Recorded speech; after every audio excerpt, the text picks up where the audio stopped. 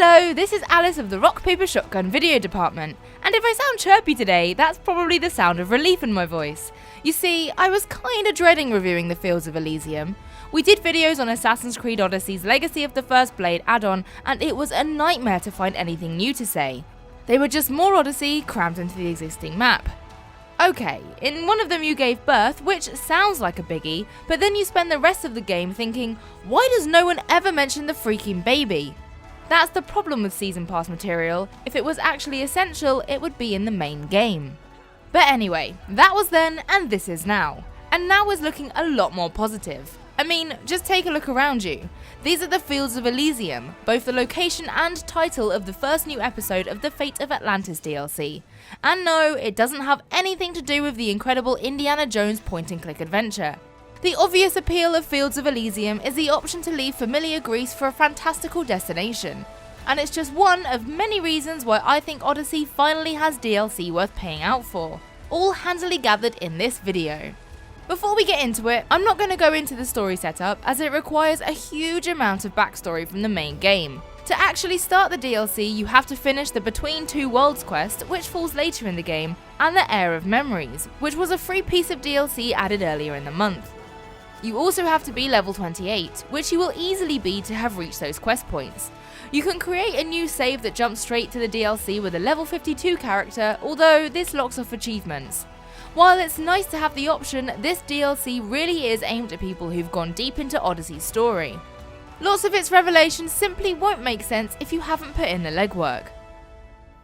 So, what can I tell you? Well, we're on the Fields of Elysium, OVS, which is the nice part of the underworld ruled over by Persephone. This is Odyssey's art team really letting their hair down and embracing the fantastical side of the fiction. The fields are set on a vast disc of land surrounded on all sides by epic waterfalls. It's one of the few areas of the game where you won't just be rushing to synchronization points to unlock fast travel, but because you want to see these amazing landscapes with that swirling camera.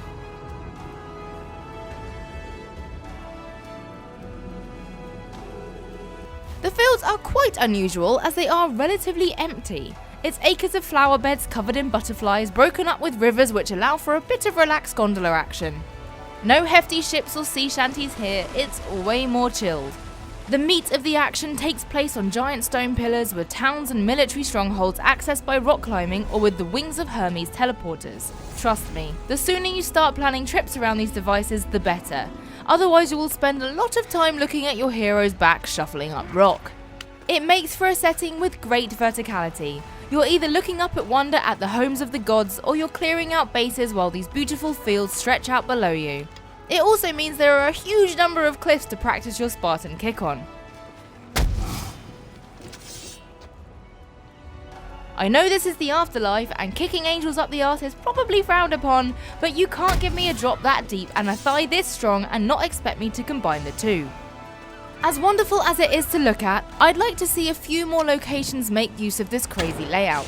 There are some bases that stretch over multiple mountain peaks that offer many options about how to approach them, sneaking over bridges and zip lines to move between clusters of enemies, or picking off lower rocks from high vantage points. But many of the strongholds and towns feel like they could have been found in the more traditional areas of the story. When you've got a landscape this unusual, you gotta flaunt it.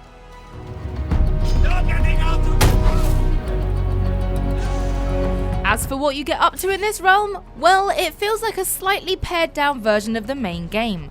Where the Legacy of the First Blade focused on a new network of conspirators to hunt down, Fields of Elysium is all about destabilizing the military rule of Persephone. Again, no story spoilers as to why. This manifests itself as a smaller version of the main game's conquest mechanics. Elysium is split into 4 regions and it's your job to whittle away at Persephone's hold. This is all very familiar stuff. You can destroy her statues, burn her provisions, clear out strongholds and take down the leader who rules each area. Every attack you make eats away at Persephone's control. Of course, to get to the point where you can access the DLC, you'll have done this 100 times over, so you may feel fatigue setting in a little faster. It's a shame that a radical change of setting isn't matched with a radical change of thinking, but maybe that's hoping for too much. I think it helps that there are no mercenaries to worry about in Elysium, so you can go about your guerrilla warfare without being pulled into those endless fights. Even so, you can expect to put in around 10 hours as you clear out the 4 regions to reach the story's end. It's definitely more substantial than the 3-hour episodes of Legacy of the First Blade.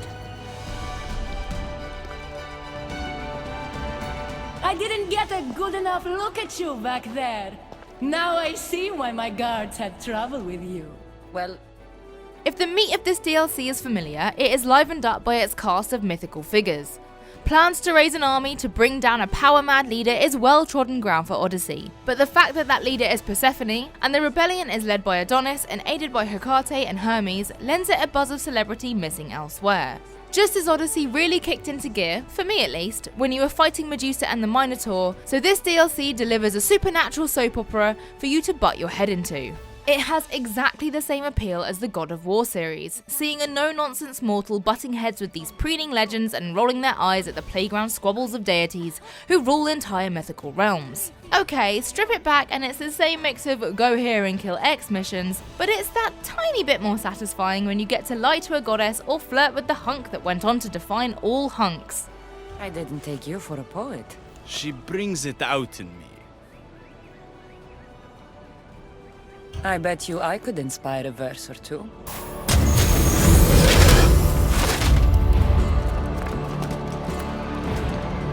Oh, shit!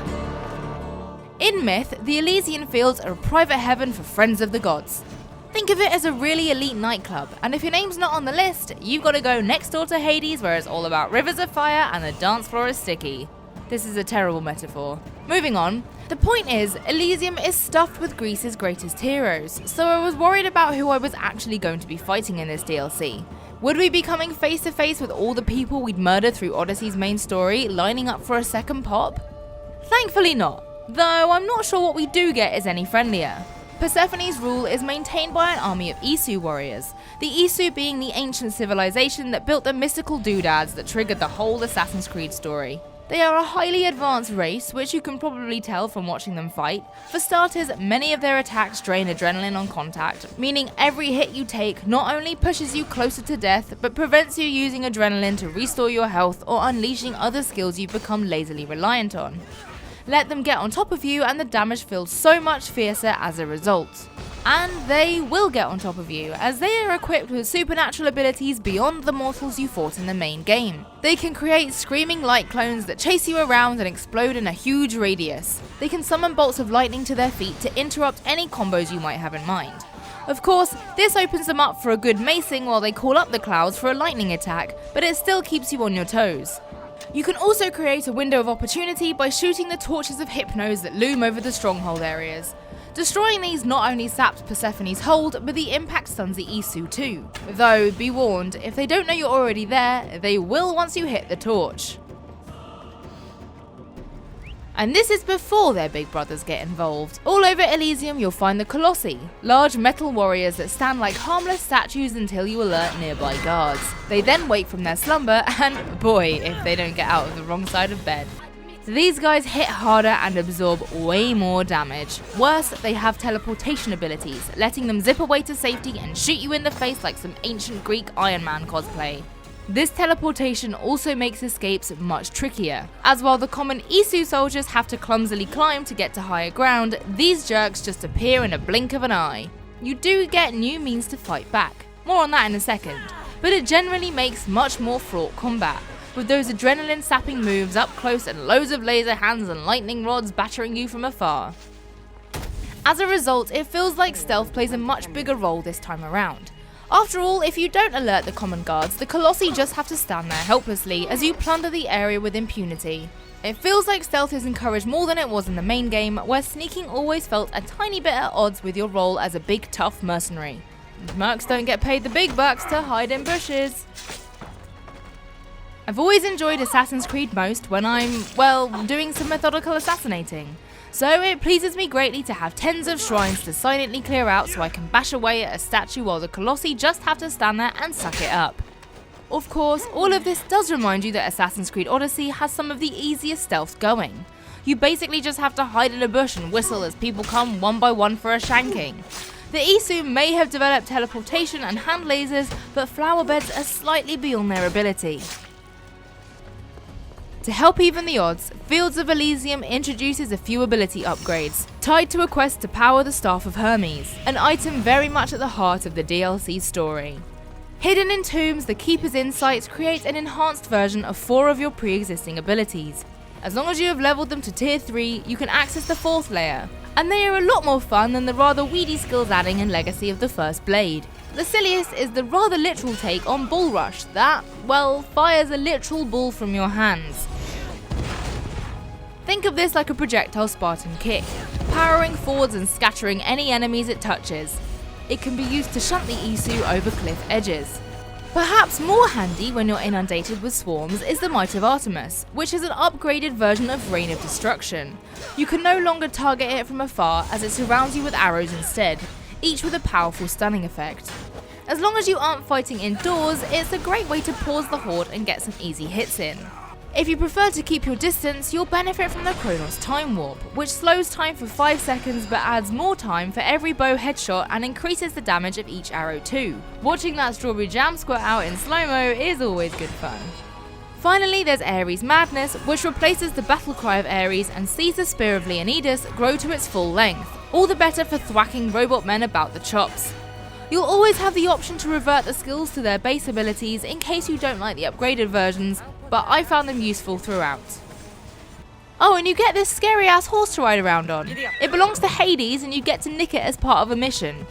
You can tell this horse is seriously bad news because there's black smoke coming out of it. Also, if you get up close, you can see that it has snake scales, which I'm pretty sure horses aren't meant to have. But while I live in fear of Black Beauty here dragging me to hell, finding her did remind me of another classic bit of DLC, Red Dead Redemption's Undead Nightmare. That game let you collect the 4 horses of the apocalypse for your personal stable. It was rad then, and it's rad here. A scary horse seems like a good place to wrap this video up. I'm gonna try and find some sugar cubes to feed it before it curses my eternal soul. Hopefully this video has given you a good idea of what to expect and explained why I think this is the first bit of Assassin's Creed Odyssey DLC to really impress me. It's much bigger and more interesting than Legacy of the First Blade and has a far greater storyline relevance for long-term fans. But I think even a newcomer would have fun clambering around the strange towers of the Fields of Elysium. It's available as part of the Season Pass and I would hope that it would get a standalone release, although I can't currently see one on Steam. If you have any questions about the Fate of Atlantis DLC, let us know in the comments and we'll sort those answers out for you. If you enjoyed this video, why not check out our previous DLC reviews or our review of the main Odyssey adventure. Oh, and don't forget to subscribe, that would be great too. Thanks for watching and hopefully see you again soon. Bye for now!